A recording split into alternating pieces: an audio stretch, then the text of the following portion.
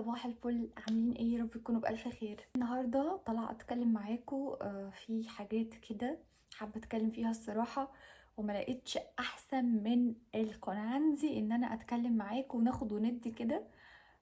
لان الصراحه في كلام كتير محشور في زوري نفسي اطلعه. عشان اطول في المقدمه اكتر من كده، اكيد انتوا شفتوا العنوان وعرفتوا انا هتكلم في ايه، او خدتوا فكره كده انا هتكلم في ايه. مشروبك بقى المفضل، هاتي اي حاجه انتي بتحبي تشربيها ويلا بينا عشان نبتدي الفيديو. لايك سريع، كومنت صغنون، واشتراك في القناه لو انتي لسه مش مشتركه عندي. بس كده يلا بينا على الفيديو. الصراحه الفيديو ده انا كنت متردده جدا ان انا اعمله، بس مش قادرة الصراحة. عايزة اتكلم في حاجات كتير قوي قوي تخص حوار الخصوصية زي ما انت شفتوا كده من صورة الفيديو.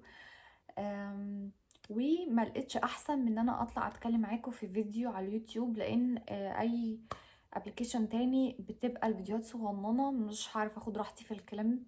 ايه الخصوصية يا جماعة؟ الخصوصية دي انا بحس ان هي كلمة كبيرة قوي قد مصر كلها. هي مش حاجة بسيطة كده وخلاص. وللأسف كتير قوي قوي واخدين فكرة غلط عن الخصوصية. يعني أنا مش عايزة أخص شعب معين، بس انتوا أكيد فاهمين من غير ما ألمح. آه إن للأسف عندنا الثقافة دي بايظة خالص. حوار الخصوصية، حتى واحنا واقفين على الاي تي ام بنسحب فلوس تلاقوا الناس حوالينا حرفيا متجمعين، زي ما نكون بنسحب كلنا من كارت واحد. ايه يا جماعه؟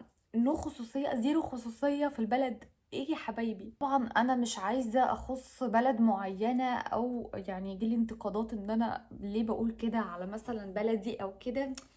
بس دي حاجه انا حسيت ان هي بايظه عندنا، بايظه. والله العظيم انا بعاني من الموضوع ده من زمان جدا، وعديت بمواقف كتيره جدا جدا مش لطيفه في حياتي بسبب الخصوصيه، وبسبب ناس كتير حواليا ان هم مش فاهمين يعني ايه خصوصيه. يعني ايه دي؟ حاجات خاصه بيا انا، محدش يسال فيها، محدش يتدخل فيها.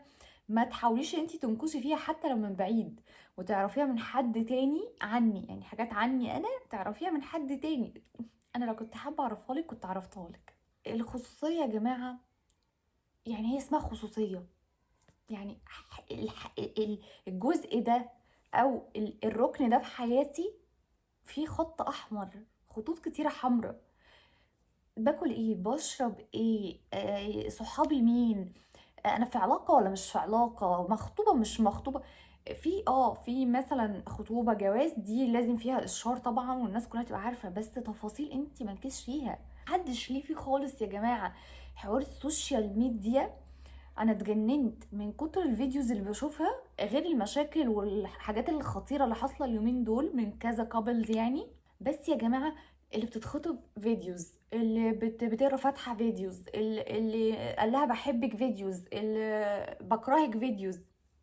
خير؟ هو في ايه؟ في يا جماعه بجد، مش عشان اجيب حبه لايكات اطلع اخرب الدنيا وحياتي تبع الحبال. ايه يا جماعه ده؟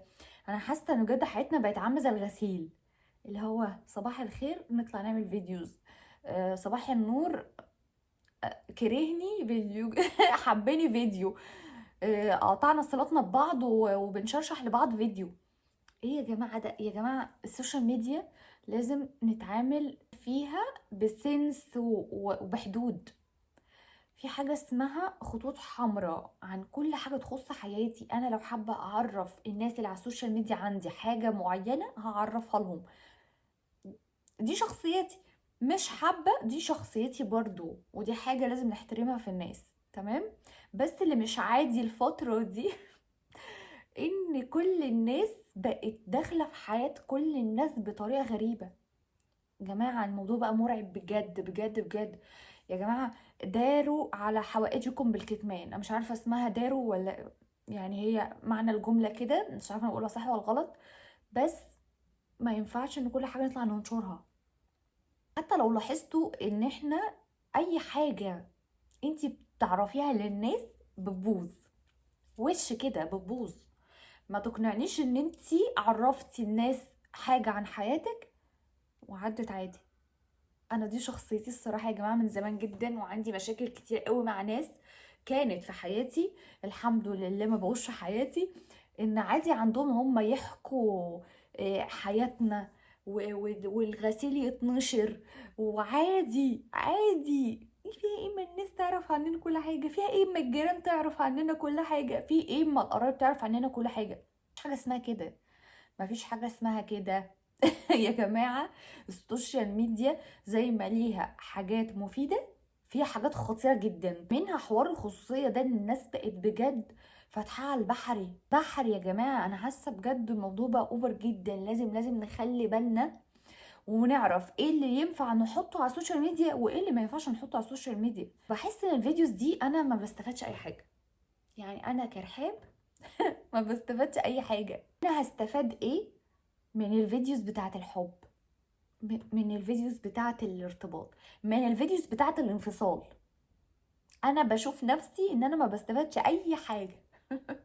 والله العظيم اللي هو خير، محمد ساب سوسو وسوسو سابت حسن جماعة انتوا بتستفادوا حاجة بجد ما بتشوفوا الفيديوهات دي؟ يعني لو حد بيستفاد يكتب لي في الكومنتس، يا ريت تردي عليا وتقنعيني انت بتستفادي ايه من الفيديوز دي.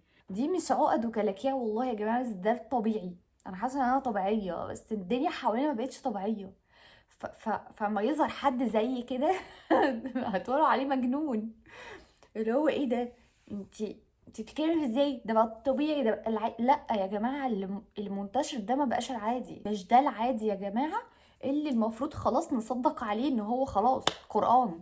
لا، حياتك ليكي انتي، ليكي انتي، خطوبتك، فسختي، اتجوزتي، اتطلقتي، حملتي، كل حاجه بقت تتحط على السوشيال ميديا. والبلوجر يعني ربنا يعافينا، يعني مش عايزه اذكر طبعا اسماء، كل واحد حر في حياته، بس اوكي بتوثقوا اللحظات الحلوة اوكي، بس بجد بيجي من بعدها خراب يا جماعة، خراب. انتي في نفوس وحشة جدا جدا موجودة، زي ما في ناس كويسة قوي، في نفوس وحشة جدا موجودة في قرايبنا، في صحابنا، في الناس اللي بيتابعونا على السوشيال ميديا. في ناس ما بتقولش بسم الله ما شاء الله. انا عندي على السوشيال ميديا بشوف كومنتات والله بعجز عن الرد عنها، يعني انا ما بردش، بتخض. اللي هو طب يعني ممكن تقولي بسم الله ما شاء الله اي حاجه، مفيش. بلاقي كومنت لبست في وشي كده لابسه وحشه جدا فبتخض ما بردش. نحاول يا جماعه نتعامل مع السوشيال ميديا معامله ان هو يعني دي حاجات تنفع ودي حاجات ما تنفعش.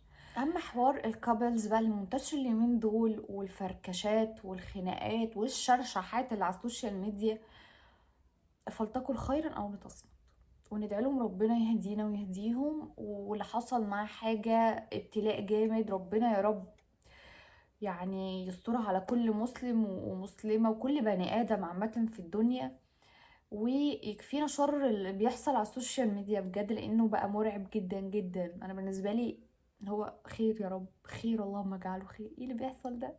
لو خلينا كل الحاجات اللي تخصنا لينا، انتوا الكسبانين يا جماعة بجد والله. يعني هو ده طبعي، وانا شايفه ان دي حاجه صح جدا جدا، وفي ناس كتير كانت بتأيدني فيها ما كنت بتكلم عنها على السوشيال ميديا على ابلكيشن معين مش عايزه اقول اسمه. بس كنت بتكلم في حوار الخصوصيه ده، ناس كتير كانت بتقولي صح انت عندك حق، يعني مش لازم كل حاجه نطلع نتكلم عنها، مش لازم كل حاجه نطلع ننشرها على الحبال. لازم يا جماعه يبقى في خطوط حمراء محدش يتعداها، ايا كان انت مين. انا ارتبطت، اتجوزت، اتطلقت، خلفت، مش هحط اي حاجه على السوشيال ميديا. ده مبدئي في الحياه، وانا شايفه ان انا صح جدا. حياتي دي بتاعتي انا، صندوق مغلق اسود زي الصندوق الاسود بتاع الطيارات اللي كان بيفقدوه مش بيلاقوه. انا حياتي بعتبرها كده، خطوط حمراء وصناديق سودا محدش يعرف عنها اي حاجه بس.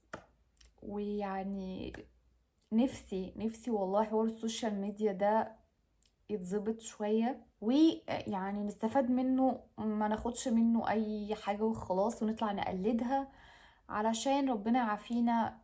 الدنيا بقت بجد بره خراب، ربنا يعافينا ويهدي كل الناس يا رب. بس ده كان فيديو النهارده، انا كنت حابه ان انا اخد وادي معاكم كده ونتكلم في حوار الخصوصيه، وان الخصوصيه دي حاجه ثمينه وحاجه خطوط حمراء كتير محدش يعرف يتعداها.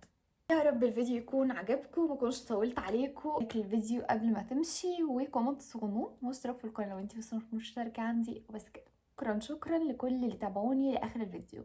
وبس كده، باي باي.